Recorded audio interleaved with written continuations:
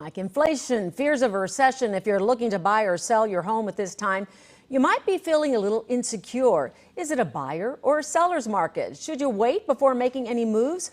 Joining us with some answers is best-selling author and radio host Dave Ramsey, along with personal finance expert George Kamel. Good morning to both of you. We really need you here this morning. We're glad to have you. Well, thank you. Okay, so Dave, let's start with you. Why shouldn't people be panicking when it comes to real estate right now?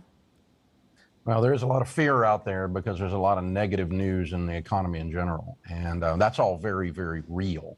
But what it's not doing is it's not going to cause the housing market to collapse. And we're hearing a lot of people interacting with us on our radio show and in our social media and stuff that are really afraid we're going to see a real downturn in housing prices.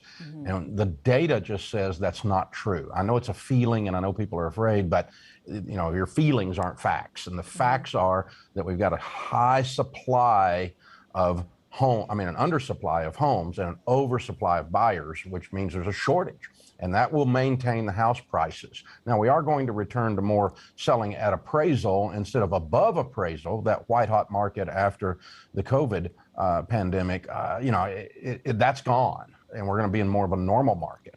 Well, you know what? A lot of people are saying, I can't even afford to rent anymore because there's such a high demand with rent because there's a shortage of homes and I can't afford to buy. So it seems to be this vicious cycle right now. So what's your advice to them as far as sitting tight or making any moves?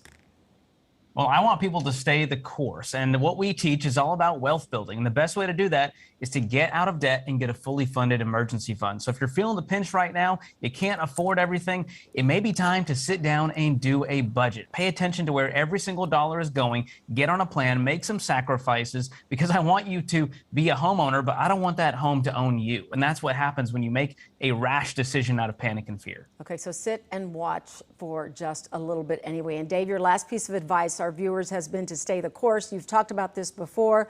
When you say stay the course, what do you mean specifically, and how long do you have to stay the course? Are we talking another year? Are we talking 6 months?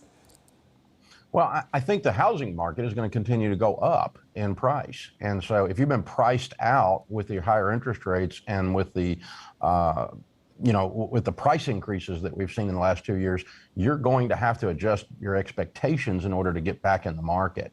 And it's kind of hard to buy a Chevy after you drove a Bentley. You know, it's tough. And so I get that. It's hard. Okay. And some of these markets you may have been priced out of. Some people can't afford to live in downtown Chicago or downtown Manhattan or in LA. Based on the income that they have. And that's just a math thing. And so you've got to make some decisions on your life based on those things. But you do want to become a homeowner, and you don't want to sit and wait on house prices to come down. They're not going to come down. Okay. I have two more things I want to ask both of you.